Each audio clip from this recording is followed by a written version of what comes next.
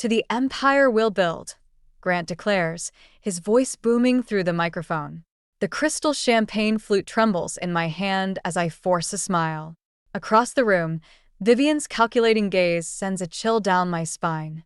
My name is Lena, and tonight marks the beginning of my husband's reign as president of Whitmore Industries. It should be a moment of triumph, but all I feel is dread. The ballroom of the Whitmore mansion glitters with wealth and ambition. Executives in tailored suits mingle with socialites dripping in diamonds. I stand beside Grant, playing the part of the supportive wife, but I've never felt more alone. Speech. Speech, someone calls out. Grant grins, basking in the attention. Friends, family, esteemed colleagues, he begins. This is just the start. With your support, we'll take Whitmore Industries to heights my father never dreamed possible. Polite applause ripples through the crowd. I catch Clark's eye across the room. His smile doesn't quite reach his eyes. And of course, Grant continues, wrapping an arm around my waist, I couldn't do it without my beautiful wife, Lena. The spotlight shifts to me. I plaster on my best smile, acutely aware of Vivian's disapproving frown.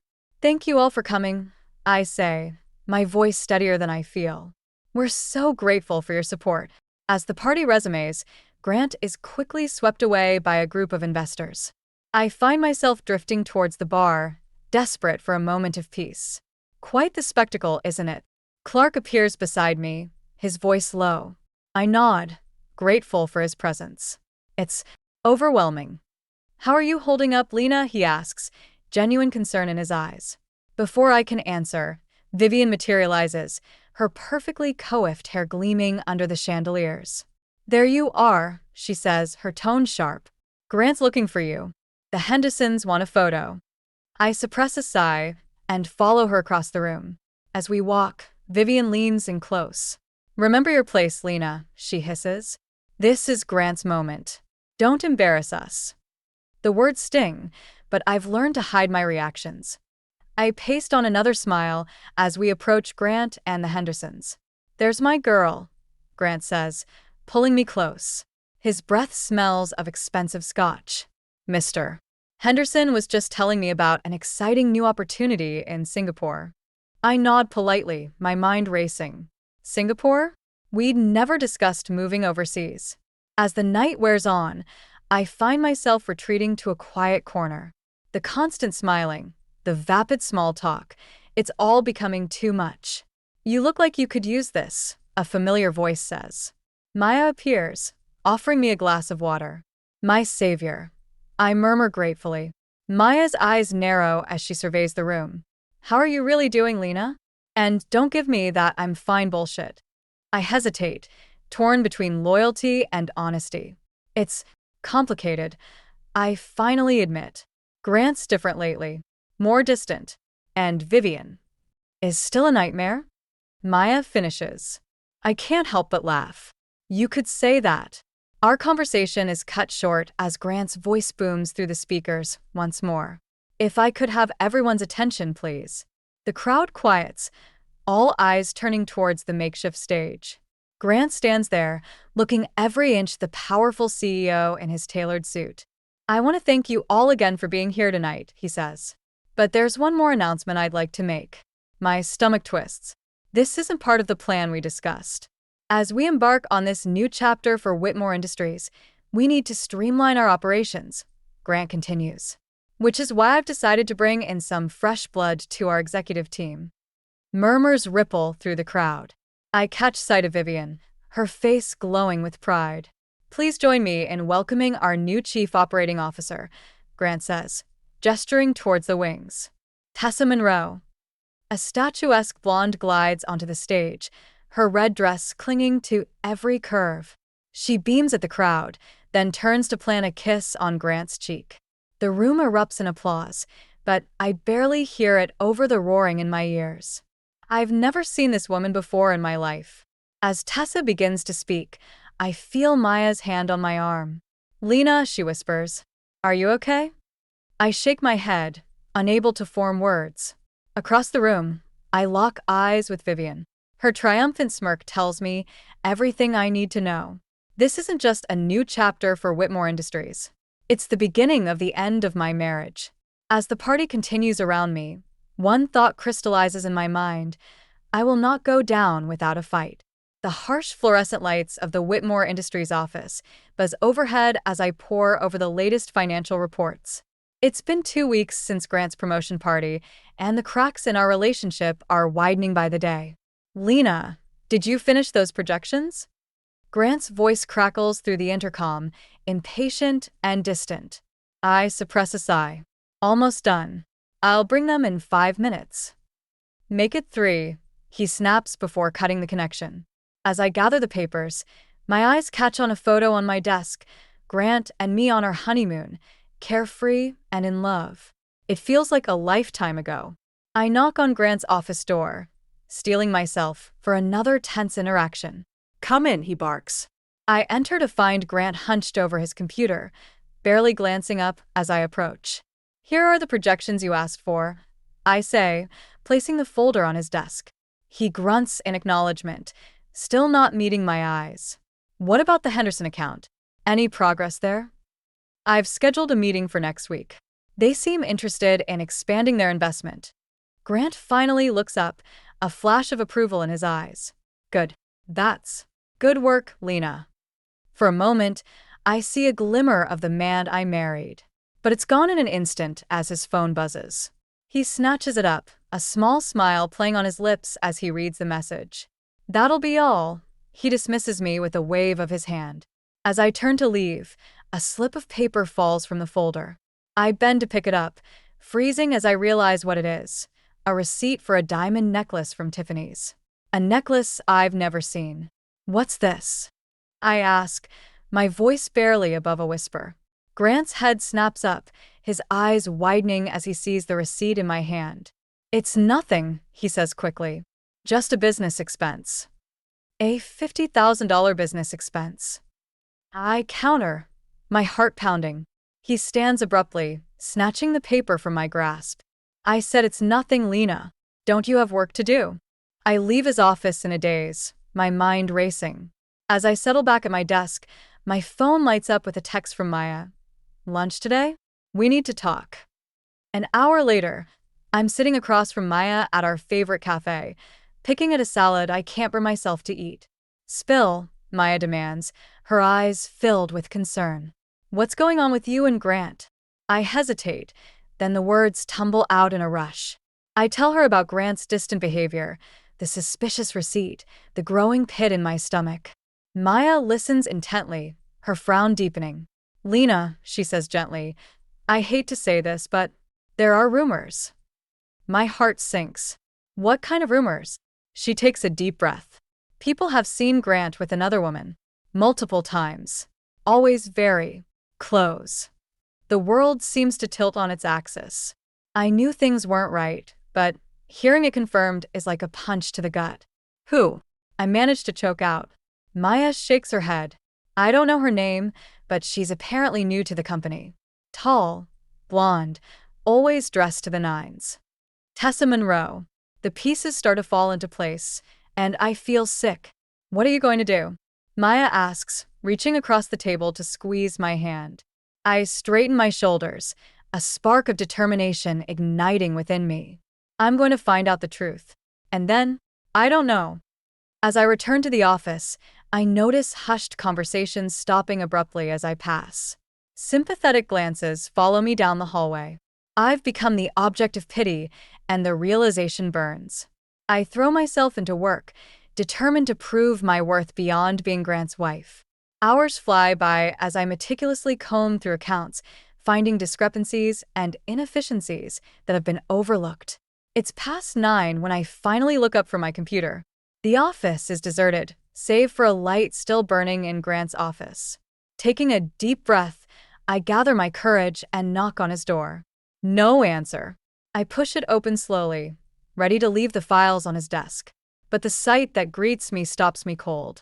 Grant is there, but he's not alone. Tessa Monroe is perched on his desk, her legs crossed provocatively as she leans in close to him.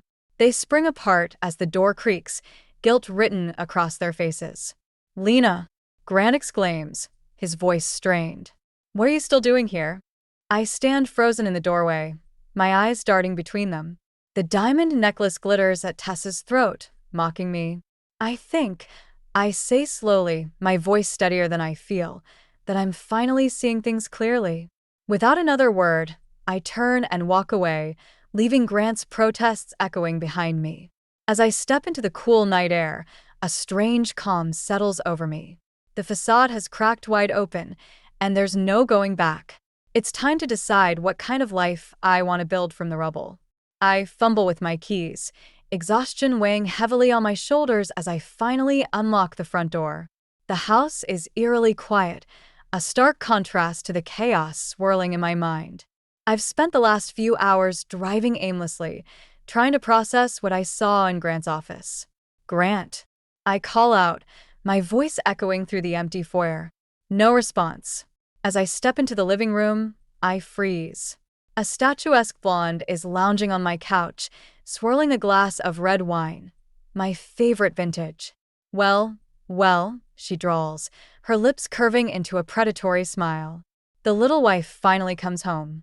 My heart pounds as recognition dawns. Tessa Monroe, I say, my voice barely above a whisper. She stands, smoothing down her designer dress. In the flesh. I was beginning to think you'd never show up. What are you doing in my house? I demand, finding my voice. Tessa laughs, a tinkling sound that grates on my nerves. Oh, honey, I think we both know this isn't really your house anymore. I clench my fists, fighting to maintain composure. Where's Grant? Out, she says dismissively. Damage control, I'm sure. Your little scene at the office caused quite a stir. Anger flares within me. My scene? You're the one who what? Tessa interrupts, her eyes glittering dangerously. Who saw an opportunity and took it. Face it, Lena. You were holding Grant back. He needs a partner who can keep up with his ambitions. And you think that's you? I scoff. She shrugs, the diamond necklace, my necklace, catching the light. I know it's me. Grant and we understand each other. We're building an empire together. The words hit me like a physical blow, echoing Grant's toast from that fateful party. I open my mouth to retort, but the sound of the front door opening cuts me off. Lena? Grant's voice calls out, tinged with panic. Are you here? We need to talk. He stops short as he enters the living room, his eyes darting between Tessa and me. What's going on here? He asks, his face pale. Tessa slinks over to him, wrapping an arm around his waist. Just getting acquainted with the soon-to-be ex-Mrs. Whitmore, she purrs. I watch as Grant flinches, guilt flashing across his face. But he doesn't push Tessa away. Lena, I can explain, he starts, but I cut him off with a bitter laugh. Explain what, Grant? How you've been lying to me, cheating on me, making a fool of me in front of everyone we know. He takes a step towards me, hands outstretched. It's not like that. Things just happened. I never meant to hurt you. Save it, I snap. I don't want to hear your excuses. The tension in the room is palpable, crackling like electricity. But before anyone can say another word, the front door swings open once again. Grant? Lena? Is everything all right? Vivian's imperious voice rings out. I saw both your cars outside. And she stops abruptly as she takes in the scene before her. For a moment, shock registers on her face. Then, to my utter disbelief, she composes herself and turns to Tessa with a warm smile.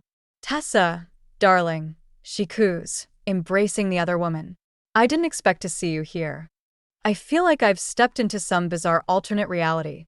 You've got to be kidding me, I mutter. Vivian turns to me, her eyes cold. Lena, dear, I think it's time we had a frank discussion about the future of this family. The future of this family? I repeat incredulously. You can't be serious. I'm always serious when it comes to the Whitmore legacy, Vivian says firmly. Grant needs a partner who can support his vision, who understands the demands of his position. And you think that's her? I gesture towards Tessa, who's watching the exchange with barely concealed glee. Vivian sighs, as if explaining something to a child. Tessa has connections ambition.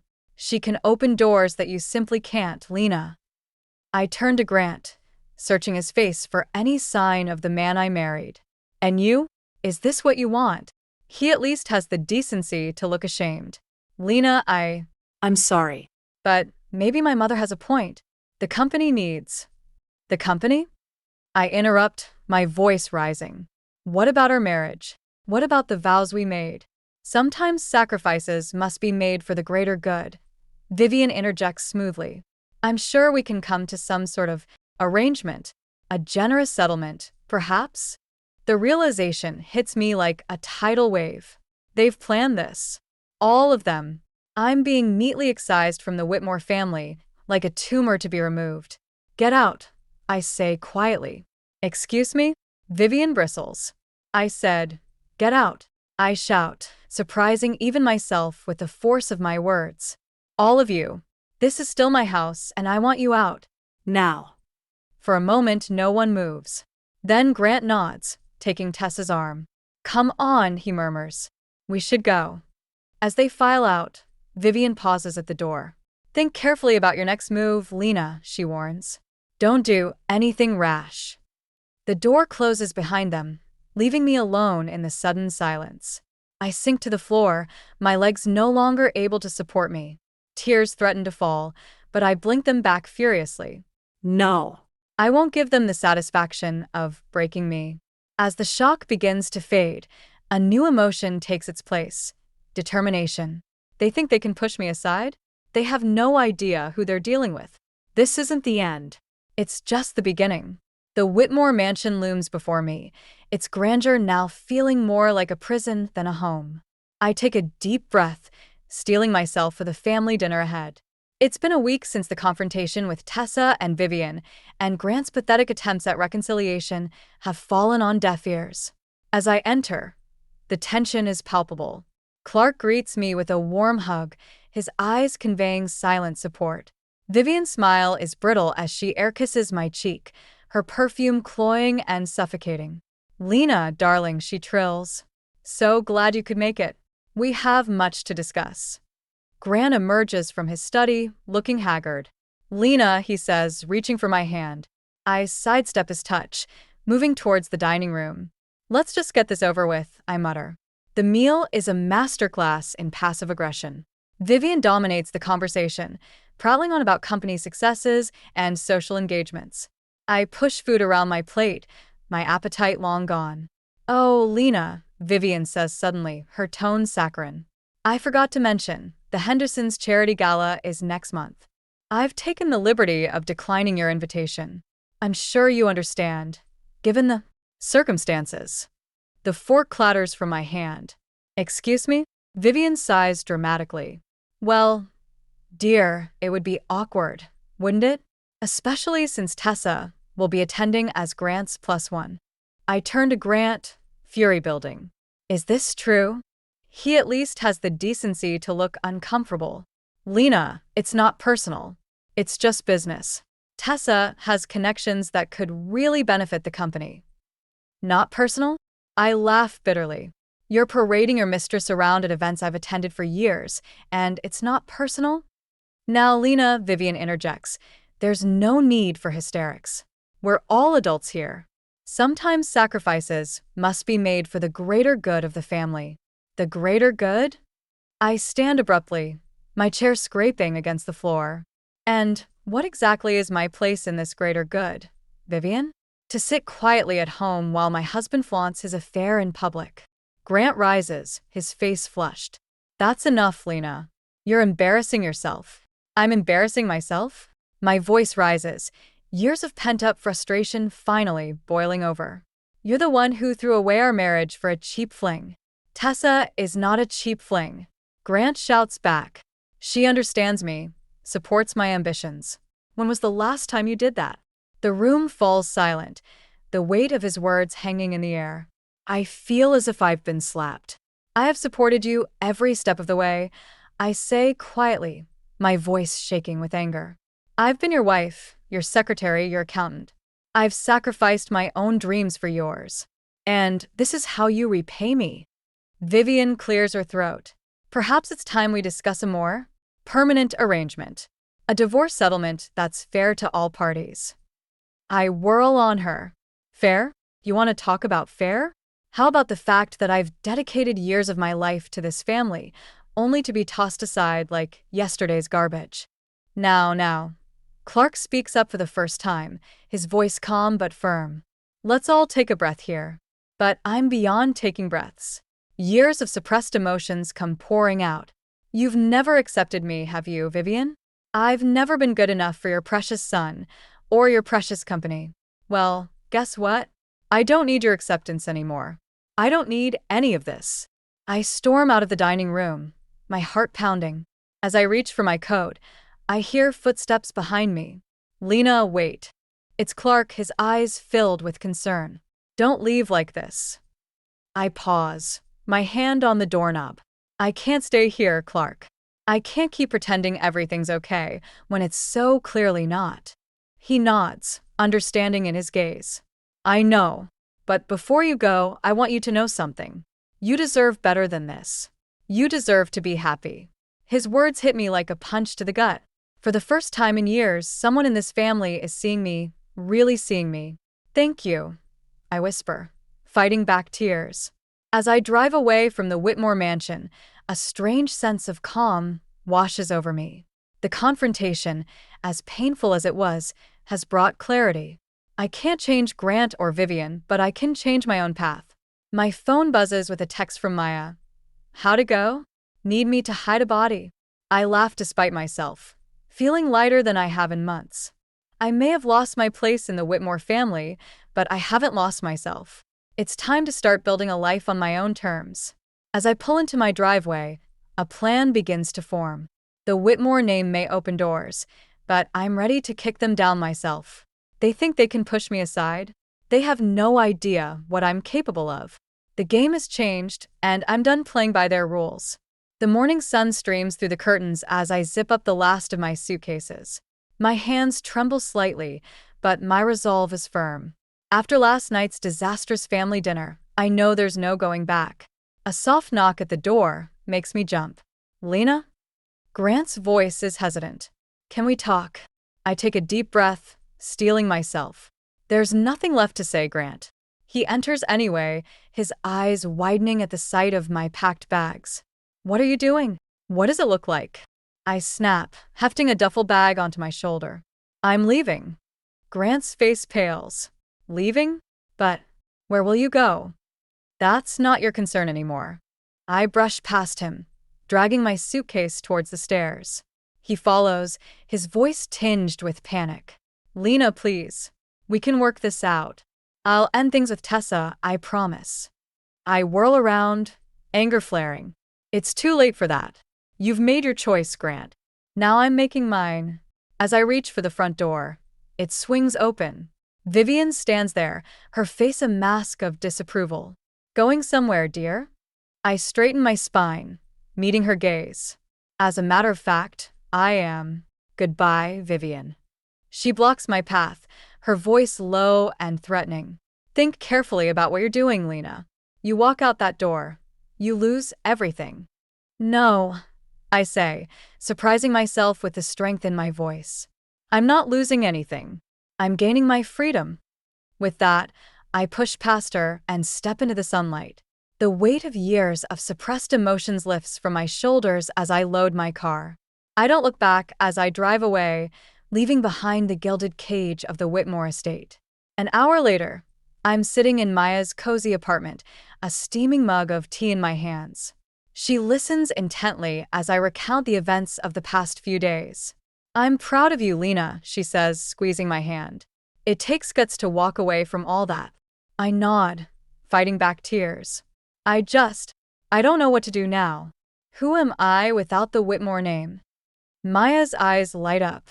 You're Lena, the smartest, most capable woman I know. And now you have the chance to prove it to yourself. Her words spark something inside me. For the first time in years, I feel a glimmer of excitement about the future. You're right, I say, sitting up straighter. I've spent so long living Grant's dreams. It's time to focus on my own. Over the next few days, Maya's apartment becomes a war room of sorts. We brainstorm ideas, poring over job listings and business plans. My background in accounting is solid, but it doesn't ignite the passion I'm looking for. It's not until we're planning Maya's sister's baby shower that inspiration strikes. As I coordinate vendors, design invitations, and manage the budget, I realize I'm in my element. Maya, I say, excitement bubbling up. I think I've found it. Found what? My calling. Event planning. It combines everything I'm good at: organization, finance, creativity. And I already have connections in the industry from all those Whitmore galas. Maya grins. It's perfect. You'd be amazing at it. The next few weeks are a whirlwind of activity. I pour myself into research, taking online courses, and reaching out to industry contacts. To my surprise, many are eager to work with me, impressed by my skills and reputation. As I'm sketching out a business plan one evening, my phone buzzes with a text from Clark. Heard the news. Proud of you, kiddo. Let me know if you need anything. His support brings tears to my eyes. At least one member of the Whitmore family still believes in me. The day I receive my first client booking is a milestone. It's a small corporate event, nothing like the lavish galas I'm used to, but it's mine. As I hang up the phone, a sense of accomplishment washes over me. I did it, I whisper to myself. I'm really doing this. That night, as Maya and I celebrate with a bottle of wine, my phone rings. It's Grant. My hand hovers over the screen, tempted to ignore it, but something compels me to answer. Lena, his voice is strained. I heard about your new business. Congratulations. Thank you, I say cautiously. There's a long pause. I miss you, he finally says. The company, it's not the same without you. Maybe we could. No, Grant. I interrupt, my voice firm. I'm building something of my own now. Something that doesn't depend on the Whitmore name or your approval. As I end the call, I feel a surge of pride. The road ahead won't be easy, but for the first time in years, I'm excited about the journey. Maya raises her glass in a toast. To new beginnings, she says. I clink my glass against hers, a genuine smile spreading across my face. To new beginnings, I echo. And to the woman I'm becoming. The headline on my phone screen makes me pause mid-sip of my morning coffee. Whitmore Industries stock plummets amid leadership concerns. I can't help but feel a twinge of satisfaction mixed with concern. Looks like your ex is having a rough time, Maya comments, peering over my shoulder. I nod, scrolling through the article. Grant's always been ambitious, but he's in over his head. And Tessa, she's not exactly known for her business acumen. As if on cue, my phone buzzes with a text from Clark. Things are getting messy here. Grant's making rash decisions. Vivian's on the warpath. Be careful. I frown, a knot forming in my stomach. Despite everything, I can't help but worry about the company I dedicated years of my life to. You okay? Maya asks, sensing my unease. I shake it off, forcing a smile. I'm fine. I've got my own problems to focus on, like making sure this charity event goes off without a hitch. The next few days are a whirlwind of activity as I throw myself into planning the annual Children's Hospital Gala. It's my first major event since starting my business, and I'm determined to prove myself. As I'm coordinating with vendors, my phone rings. It's an unknown number. Lena Whitmore speaking. I answer professionally. Lena, it's me. Grant's voice is strained. I need your help. I freeze, caught off guard. Grant? What's going on? He sighs heavily. The company's in trouble. We're hemorrhaging money. Investors are pulling out. I don't know what to do. Part of me wants to hang up, to tell him it's not my problem anymore. But I can't ignore the years we spent building this company together. What about Tessa? I ask, unable to keep the bitterness from my voice. Isn't she our partner now? Grant's laugh is hollow. Tessa's idea of crisis management is to throw money at the problem. She's making things worse. I pinch the bridge of my nose, conflicted. I'm sorry, Grant, but I can't just drop everything and come running back. I have my own business now, my own responsibilities. I understand, he says, his voice small. I miss your insight, your steadiness. I've made a mess of things, Lena. The call ends, leaving me with a mix of emotions. I push them aside, focusing on the task at hand. The gala is tomorrow, and I have no time for distractions. The night of the event arrives, and I'm a bundle of nerves. As guests begin to arrive, I scan the room, making sure everything is perfect. The decor is elegant, the music is just right, and the silent auction items are displayed prominently. "Lena?" A familiar voice calls out. I turn to see Clark approaching, a warm smile on his face. "Clark." "I didn't expect to see you here," I say, genuinely pleased. He chuckles. "Wouldn't miss it. You've done an incredible job." As we chat, I notice a commotion near the entrance. My heart sinks as I see Grant stumbling in, Tessa on his arm. They're both clearly intoxicated. "Oh no," I mutter. Clark follows my gaze, his expression darkening. "I'll handle this," he says, moving towards them. But it's too late. Grant spots me and lurches forward. "Lena," he calls out, too loudly. "There you are. Always the perfect hostess, aren't you?" Tessa giggles, her eyes glassy. "Oh look, it's the ex-wife. How quaint." I plaster on a smile, acutely aware of the curious glances from nearby guests. "Grant, Tessa, I'm afraid I'll have to ask you to leave. This is a private event." Grant's face contorts with anger. "Leave? You can't make me leave. Do you know who I am?" "A drunk fool making a scene at a charity event," Clark interjects, appearing at my side. "Come on, son. Let's go home."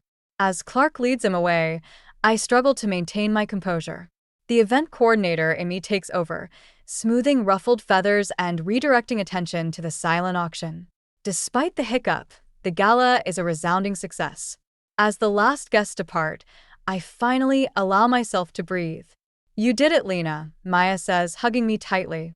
"This was amazing." I smile, exhausted but exhilarated. "Thanks, Maya." "I couldn't have done it without you." As we're cleaning up, my phone buzzes with a text. It's from Mrs. Henderson, one of the city's most prominent socialites. "Brilliant event, Lena. I'd love to discuss you planning my annual summer soiree." My heart soars. This is the opportunity I've been waiting for. Just then, Clark reappears, looking weary. "Lena, we need to talk," he says gravely. "Things at Whitmore Industries are worse than you know, and I think you might be the only one who can help." I stare at him, torn between my newfound success and the pull of my past. As the weight of his words sinks in, I realize that the real challenge is just beginning. The question is, am I ready to face it? The Whitmore Industries building looms before me, a glass and steel monolith that once felt like a second home. Now, it's a reminder of everything I've lost and everything I've gained. I take a deep breath, squaring my shoulders as I push through the revolving doors. Clark's words echo in my mind. "Things are worse than you know, Lena. We need your help." The elevator ride to the executive floor is tense. As the doors slide open, I'm met with chaos. Employees hurry about, their faces etched with worry. The usual hum of productivity has been replaced by a nervous energy. "Lena?" A familiar voice catches me off guard. I turn to see Grant, his appearance a far cry from the polished executive I remember. His suit is rumpled, dark circles under his eyes betraying his exhaustion. "What are you doing here?" he asks, a mix of hope and wariness in his voice. "Clark called me," I reply, keeping my tone neutral. "He said you needed help." Before Grant can respond, a shrill voice cuts through the air. "What is she doing here?" Vivian storms towards us, her face a mask of fury. "Haven't you done enough damage?" I stand my ground, meeting her glare. "I'm here because your son and your husband asked for my help, Vivian. Whether you like it or not, I know this company better than anyone." Vivian's eyes narrow, but before she can retort, Clark appears. "Thank God you're here, Lena," he says, relief evident in his voice. "We need to talk. All of us." The boardroom is eerily quiet as Clark lays out the dire situation. Mismanagement, poor investments, and a series of PR disasters have left Whitmore Industries on the brink of collapse. "And where's Tessa in all this?" I can't help but ask, noticing her absence. Grant winces. She She left. Took a hefty severance package with her. I bite back a bitter laugh. Of course she did. As the meeting progresses, I find myself slipping back into my old role, identifying problems and proposing solutions. It's clear that my intimate knowledge of the company's workings is desperately needed. Hours pass in a blur of spreadsheets and strategy sessions. As night falls, we finally take a break. I step out onto the balcony, needing a moment to clear my head. "You're a lifesaver, you know that?" Grant's voice startles me. He joins me at the railing, his presence both familiar and foreign. I turn to face him, really looking at him for the first time in months. The arrogance that had consumed him is gone, replaced by a haunted look. "Why did you do it, Grant?" I ask, the question that's been burning inside me finally spilling out. "Was I not enough?" He flinches, unable to meet my gaze. "I was a fool, Lena. Drunk on power and my own ego. I thought I needed someone who could keep up with my ambitions, but all I did was destroy the best thing in my life." His words hang in the air between us. Part of me wants to comfort him, to fall back into the familiar pattern of our relationship. But I've come too far to go back now. "I'm not here for you, Grant," I say firmly. "I'm here for the company, for the employees who depend on it. And I'm here for myself, to prove that I'm more than just your wife." He nods, a mix of sadness and understanding in his eyes. "I know. And I'm grateful, even if I don't deserve your help." We're interrupted by Vivian, who bursts onto the balcony. "What's going on here?" she demands, her eyes darting between us suspiciously. "Nothing that concerns you, Mother," Grant says wearily. Vivian's face contorts with rage. "This is all your fault," she hisses at me. "You've turned my son against me, poisoned this company with your influence. I've had enough." Years of pent-up frustration and anger finally boil over. "No, Vivian, I snap. You did this. Your manipulation, your constant undermining, your refusal to see anyone but yourself as worthy. You're the poison here." The silence that follows is deafening. Vivian staggers back, as if physically struck. For the first time, I see fear in her eyes. Grant steps between us. "She's right, Mother," he says quietly. "It's time for things to change." As Vivian storms off, I feel a weight lift from my shoulders. I turn to Grant, my decision clear. "I'll help save the company," I tell him. "But after that, I'm done. I have my own path to follow now." He nods, a mixture of regret and respect in his eyes. "I understand. And Lena, thank you." As I walk back into the boardroom, ready to face the challenges ahead, I feel a sense of purpose I haven't experienced in years. The road won't be easy, but for the first time in a long time, I'm excited about the future, a future I'm building on my own terms. The real work is just beginning, but so is my new life. And I'm ready for both. The buzz of excitement fills the air as I make my final rounds, ensuring every detail is perfect for the grand opening of Lena Whitmore Events. The venue, a renovated warehouse, sparkles with elegant decorations and soft lighting. It's a far cry from the opulent Whitmore galas, but it's mine, and that makes it more beautiful than any crystal chandelier. Maya appears at my side, beaming. "Lena, this is incredible. I can't believe how far you've come in just a few months." I squeeze her hand, grateful for her unwavering support. "I couldn't have done it without you." As guests begin to arrive, I'm overwhelmed by the turnout. Former colleagues, new clients, and even a few familiar faces from my Whitmore days fill the space. Each congratulation, each word of praise, feels like a validation of my journey. "Quite the accomplishment, kiddo," a familiar voice says. I turn to see Clark, his eyes twinkling with pride. "Clark, I'm so glad you could make it," I say, embracing him warmly. He looks around, clearly impressed. "You've built something special here, Lena. I always knew you had it in you." As we chat, I notice a commotion near the entrance. My heart skips a beat as I see Grant walk in, looking uncertain and out of place. Our eyes meet across the room, and for a moment, I'm transported back to that first party when everything began to unravel. But this time, I'm not the insecure wife standing in his shadow. I'm Lena Whitmore, successful businesswoman and master of my own destiny.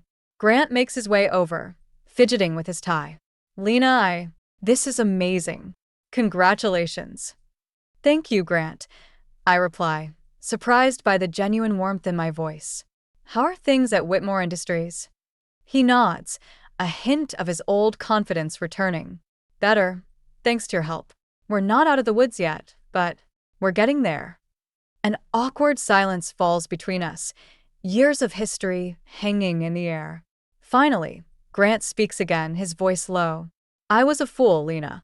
I threw away the best thing in my life because I was too blind to see what I had. I take a deep breath, feeling the last remnants of anger and hurt begin to fade. We both made mistakes, Grant, but I'm grateful for where they led me. He smiles sadly. You deserve all of this, Lena. I'm happy for you, truly. As Grant moves away to mingle, I feel a sense of closure wash over me. The past no longer has a hold on me. I'm free to embrace my future fully. The evening progresses in a whirlwind of introductions, toasts, and potential business discussions. As I circulate, I overhear snippets of conversation that make my heart swell with pride. Did you hear? She single-handedly saved Whitmore Industries. I heard the governor wants her to plan the annual charity ball. She's the one who organized that incredible children's hospital gala. As the night winds down, I find a quiet moment to slip outside. The cool air is a welcome relief after the bustling energy inside. I look up at the stars, marveling at how much has changed in such a short time. There you are, Maya says, joining me. Hiding from your own party? I laugh, just taking a moment to breathe it all in. She links her arm through mine. So, how does it feel to be the toast of a town? I consider her question, searching for the right words. It feels Right. like I've finally found my place in the world. Maya nods, understanding in her eyes. You know, when you first showed up at my door that night, I was worried. But look at you now. You're unstoppable, Lena Whitmore. Tears prick at my eyes, but they're tears of joy and gratitude. Thank you, Maya. For everything. As we head back inside, I'm struck by a sudden realization. The empire Grant toasted to all those months ago wasn't meant to be his at all. It was mine, waiting for me to claim it. The party begins to wind down, guests departing with warm wishes and promises of future collaborations. As the last few stragglers make their way out, I find myself alone in the center of the room. I close my eyes, savoring the moment. The fear and uncertainty that once plagued me have been replaced by a quiet confidence. I've faced betrayal, heartbreak, and self-doubt, and emerged stronger for it. Opening my eyes, I take in the space around me, the tangible proof of my resilience and determination. This is more than just a business. It's a testament to the power of reinvention, of finding strength in adversity. As I gather my things, ready to close this chapter and open the next, I smile to myself. The journey has been difficult, but the destination has been worth every step. I switch off the lights, casting one last glance over my shoulder at the empty venue. Tomorrow, the real work begins. But tonight, I'll celebrate how far I've come and dream of how much further I can go. Lena Whitmore, event planner extraordinaire, is just getting started. And the future? It's looking brighter than ever.